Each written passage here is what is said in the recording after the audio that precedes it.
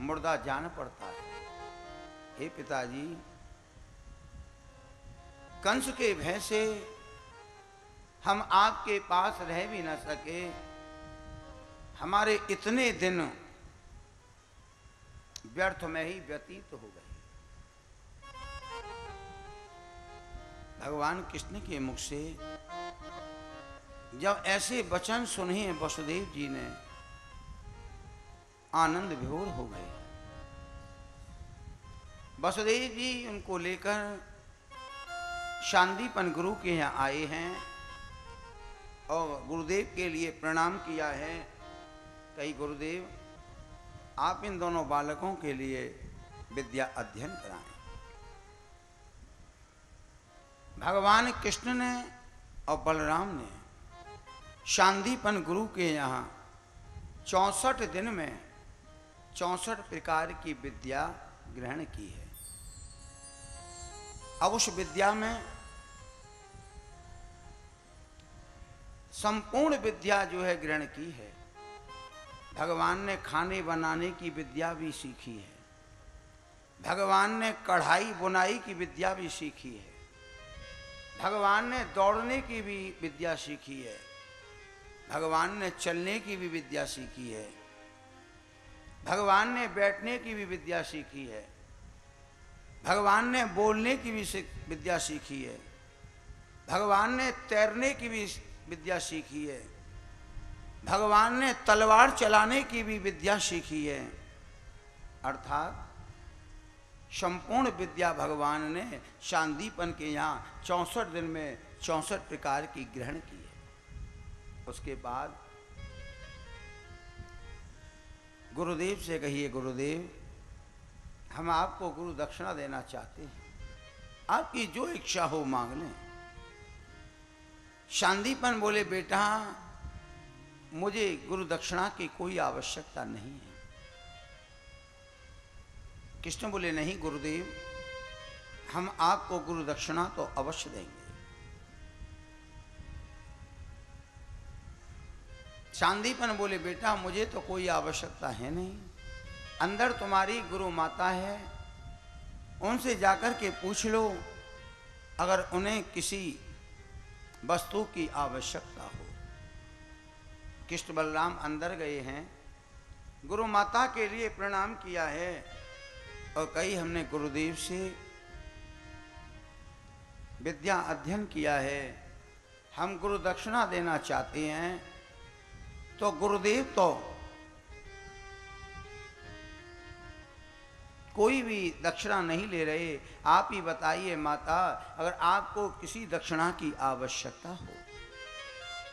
शांतिपन की पत्नी बोली कि बेटा अगर गुरु दक्षिणा देना चाहते हो तो मेरे एक ही पुत्र था जिसका समुद्र ने हरण कर लिया है, क्या तुम मेरे मरे हुए पुत्र को ला करके मुझे प्रदान कर सकते हो?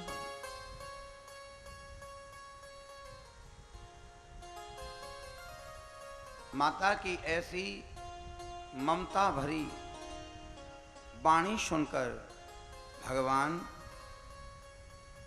गुरुपुत्र को लेने के लिए प्रभास क्षेत्र गए हैं। वहां पहुंचने पर समुद्र ने भगवान का स्वागत किया है, पूजन किया है और कही, प्रभु मेरे लिए क्या आज्ञा है? भगवान ने कहा, समुद्रदेव मेरी आज्ञा से गुरुपुत्र को ले आइए आप। समुद्र कहने लगे, भगवान मैंने आपके गुरुपुत्र का हरण नहीं किया है, संभव है मेरे अंदर शंख के आकार का एक 5 जन्य असुर रहता है, शायद उसने आपके गुरुपुत्र का हरण किया हो। समुद्र के वचन सुनकर भगवान अंदर समुद्र में प्रवेश कर गए और जब उन्होंने उस असुर को मारा, उसके पेट को चीरा, तो बालक तो नहीं मिला, 5 जन्य शंख मिला। भगवान उस शंख को लेकर के यमपुरी गए, शंख ध्वनि करी, तो शंख की ध्वनि सुनकर और भगवान के दर्शन पाकर नरक में जो प्राणी कष्ट पा रहे थे, विमान आए हैं और उनमें बैठकर वैकुंठ चले गए, नरक खाली हो गया। यह देखकर यमराज भयभीत हो गया। भगवान कृष्ण के चरणों में आकर के प्रणाम किया। भगवान बोले हैं कि मेरी आज्ञा से गुरुपुत्र के लिए ले आइए। तब यमराज ने रत्नों के सहित वो पुत्र लाकर के भगवान को दिया। भगवान उस बालक को लेकर शांदीपन गुरु के यहाँ आए। तब शांदीपन गुरु ने उसी रूप उसी अवस्था वाले पुत्र को देखा है, प्रसन्न हो गए। कृष्ण बोले, गुरुदेव अगर और किसी वस्तु की आवश्यकता हो तो मांगिए। भगवान ने जब ये वचन कहे हैं तब शांदीपन बोले हैं, बेटा तुमने हमारे पुत्र को लाकर गुरु दक्षिणा भली भांत पूर्ण कर दी है। हम तुमको हृदय से अनंत आशीर्वाद देते हैं कि जाओ, तुम्हें संपूर्ण शास्त्रों का ज्ञान कंठस्थ रहेगा। अब भगवान वहां से शांदीपन के यहां से भगवान घर आए तो क्या देखे, उद्धव जी बैठे हैं वहां उद्धव जी बैठे हैं। तो भगवान उद्धव जी का हाथ पकड़ के और एकांत में ले गए। भगवान उद्धव जी का हाथ पकड़ के एकांत में ले गए और उद्धव से बोले हैं, मेरे प्यारे उद्धव, मेरे मथुरा आने के बाद मैया यशोदा, बाबा नंद, मेरे बाल सखा, मेरी गोपियां, मेरी प्राण प्रिया राधा मेरे बिना व्याकुल हो रही है। तो देखो मैं तुम्हें पत्र लिख करके दे रहा हूं, ये पत्र तुम उनको अलग अलग सौंपना और अपने ज्ञान के द्वारा उनको सांत्वना देना। तो भगवान उद्धव से बोले कि गच्छ शीघ्रं व्रजम हे सखे सुंदरम, गच्छ शीघ्रं व्रजम हे सखे सुंदरम, गच्छ शीघ्रं व्रजम हे सखे सुंदरम, गच्छ शीघ्रं व्रजम हे सखे सुंदरम, श्रीलता कुंज कुंजा देव मंडितम, शीलता कुंज पुण्यादेव मंडितम, श्रीलता कुंज कुंजा देव मंडितम, शीलता कुंज पुण्यादेव मंडितम, शैल कृष्णा प्रभाचारो वृंदावनम, शैल कृष्ण प्रभाचारु वृंदावनम, शैल कृष्णा प्रभाचारो वृंदावनम, शैल कृष्ण प्रभाचारु वृंदावनम, गोपी गोपी गणे गोकुलम शंकुलम, गोपी गोपी गणे गोकुलं कन्दोलम्, एक पत्रं तु नंदाय वैदीयताम्, एकपात्रं तु नन्दाय वैदीयताम्, एक पत्रं तु नंदाय वैदीयताम्, एकपात्रं तु नन्दाय वैदीयताम्, वदुतीयं यशोदाकरं चैव भो, वदुतीयं यशोदाकरं चैव भो, वदुतीयं यशोदाकरं चैव भो, वदुतीयं यशोदाकरं चैव भो, वदतीयं विदं राधिका हे सखे, वदतीयं विदं राधिका हे सखे, वदतीयं विदं राधिका हे सखे, वदतीयं विदं राधिका हे सखे, तत्र गत्वा हि तन्मन्दिरं सुन्दरं, तत्र गत्वा हरितनमन्दरं सुन्दरं, तत्र गत्वा हि तन्मन्दिरं सुन्दरं, तत्र गत्वा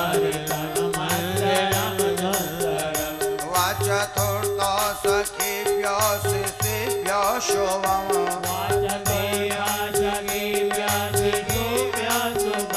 कौशलम दीयतां पत्रमेवं पृथक् कौशलं दीयतां पत्रमेवं पृथक् कौशलम दीयतां पत्रमेवं पृथक् कौशलं दीयतां पत्रमेवं पृथक् गोपिका नासो तेभ्यश्च योधेभ्यो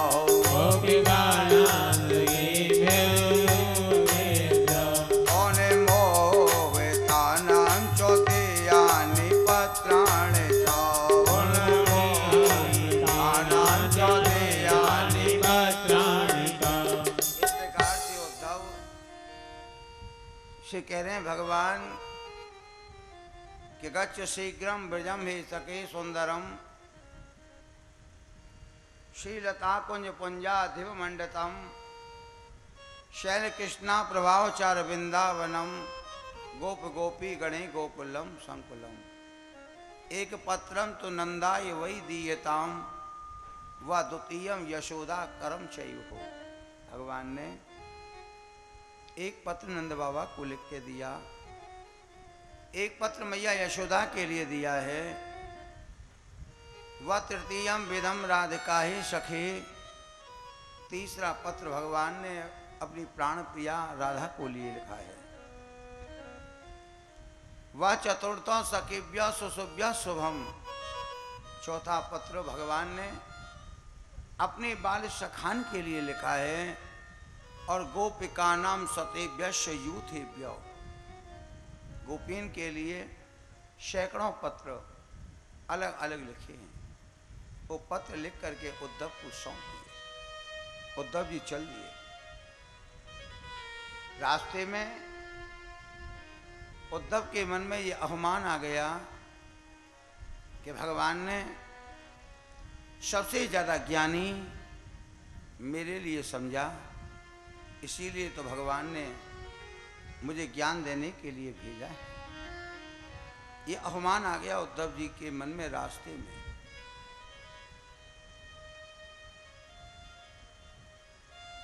उद्धव जी भगवान के कौन थे बताइए, बताइए उद्धव भगवान के कौन थे? हैं अंकल बोलिए कौन थे? सखा तो थे ही थे, रिश्ते में कौन थे बोलिए? उद्धव जी भगवान के भाई थे। अब कहोगे भैया कैसे थे? भैया तो बलराम थे।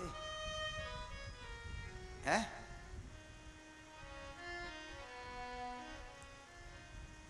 उद्धव जी वसुदेव के भाई के पुत्र थे।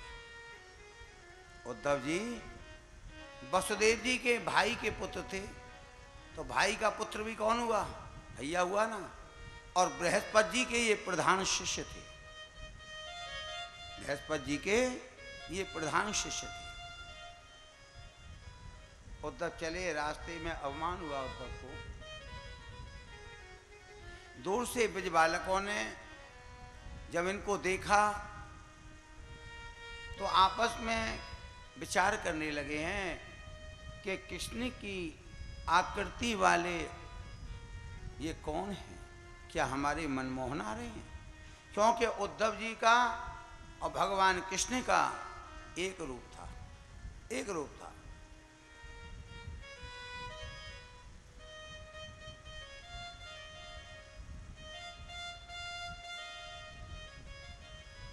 जब पास में रथ आया तब ब्रजबालक बोले, अरे ये तो उद्धव जी हैं।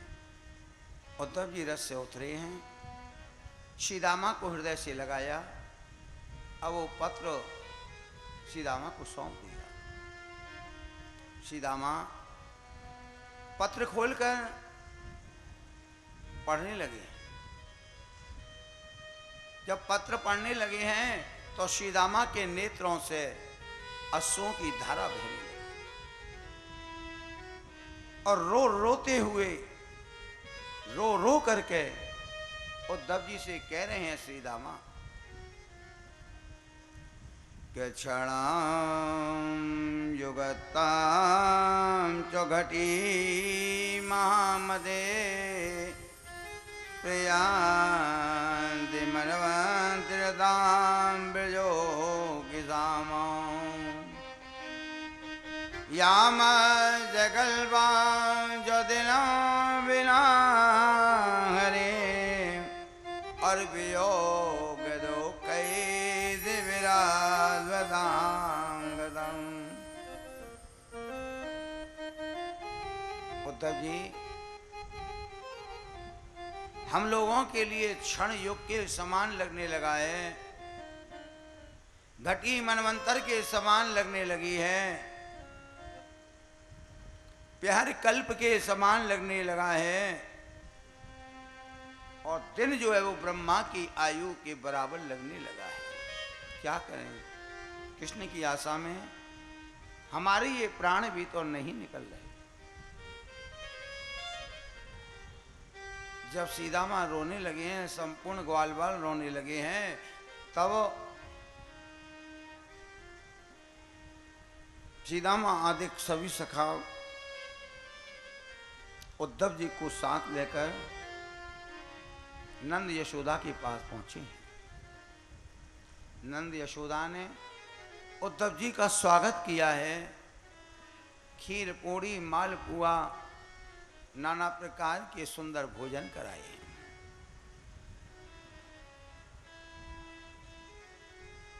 एक पत्र नंद बाबा को सौंपा और एक पत्र मैया यशोदा को सौंपा।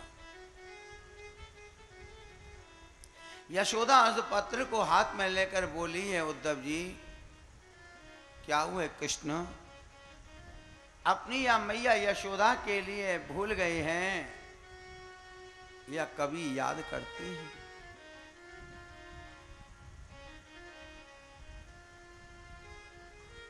उद्धव जी समझा रहे हैं नंद यशोदा के लिए,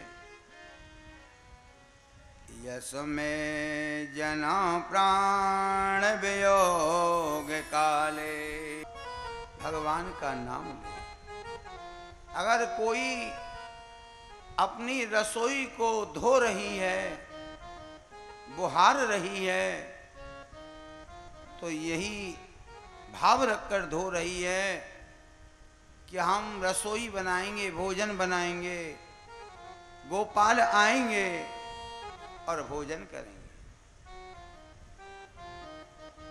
गोविंद मेरी यह प्रार्थना है, गोविंद मेरी यह प्रार्थना है, गोविंद मेरी यह प्रार्थना है, गोविंद मेरी यह प्रार्थना है, मैं भूलूं कभी ना नाम तुम्हारा, भूलूं कभी ना नाम